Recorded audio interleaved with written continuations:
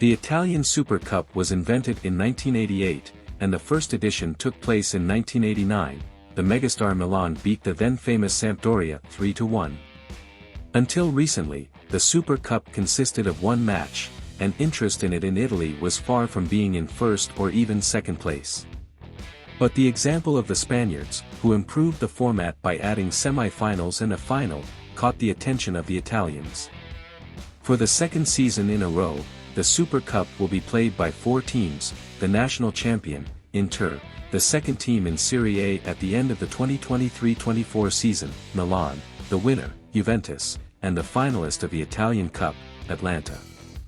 Like last year, the mini-tournament is being held in Saudi Arabia.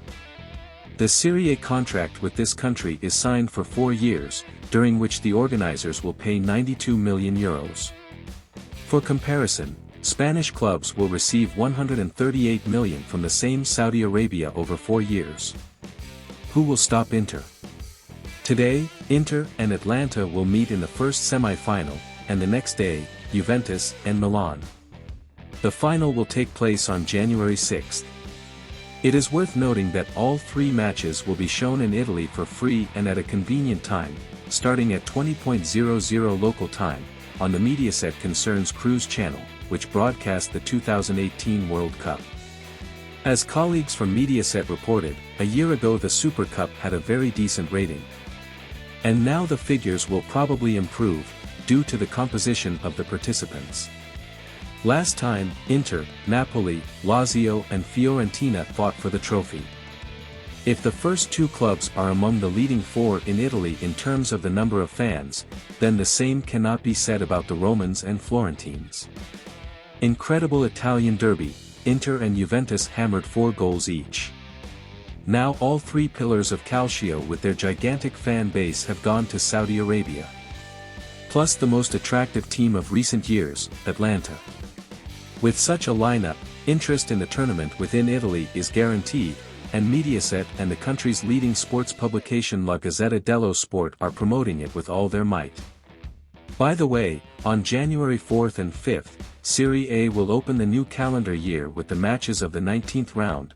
The teams that went to Saudi Arabia will play their matches on January 14th to 15th, so Italian football is bursting into 2025 with great force. Who is the Super Cup favorite?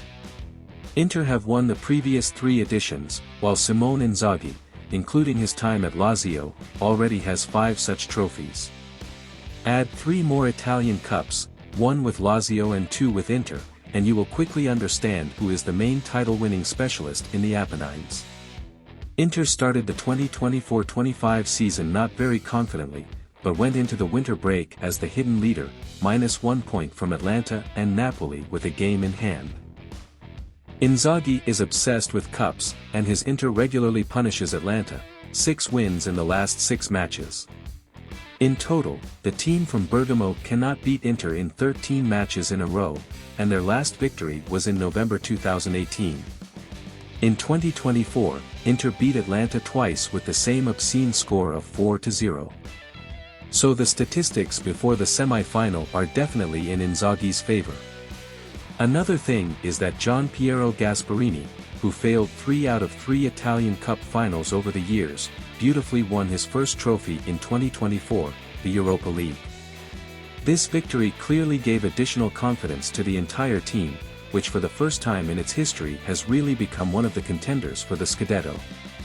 If Inzaghi already has 9 trophies in his coaching career, 8 cups and a Scudetto, then Gasperini has only 1. His motivation is off the charts, as are the Atalanta players, who are also clearly lacking titles. Let's add to this that Inzaghi and Gasperini are not friends at all and have repeatedly staged media duels. The well-deserved title of favorite does not guarantee Inter an automatic victory, so we are expecting fire in the first semi-final. Juventus vs Milan is a classic Italian game. If we take the Italian Super Cup specifically, the Turin team is currently ahead of the Rossoneri in terms of titles by a score of 9-7, Inter have 8 wins. Juve have not won the trophy since 2020, while Milan have not done so since 2016. The Rossoneri have just hired Sergio Conceição, and his cheerful demeanor in his first training sessions shows he is ready to instill fighting spirit in a squad that has been anything but cohesive under Fonseca. Judging by the footage from the training center in Milanello, Conceição is in such physical shape that he is ready to take to the field against his son Francisco, who plays for Juventus. Not long ago, Francisco scored for Porto and helped his dad win titles, but he has not yet played against his father's team. Let's see how their first duel ends. As for Juventus coach Thiago Motta, he could really use a Super Cup. Juve are only 6th in Serie A and 14th in the Champions League. Motta's team made it to the quarterfinals of the Italian Cup, but the final is still a long way off. But here everything is decided in 4 days in January, win 2 matches, and here's your first trophy in your new club. The same thing, by the way, applies to Conceição in Milan, so we are guaranteed a serious battle of 2 strong characters. Add to this that Juventus have a crazy schedule in January, Milan in the Super Cup, and maybe one of the Inter-Atlanta pair, Milan in Serie A, a tough Turin derby and trips to Atlanta and Napoli. Let's not forget about 2 key Champions League matches, against Brugge and Benfica, and we get the hottest start to the year in Juve's history. Motta's future prospects at the Turin club will largely depend on how the team goes through this crazy month.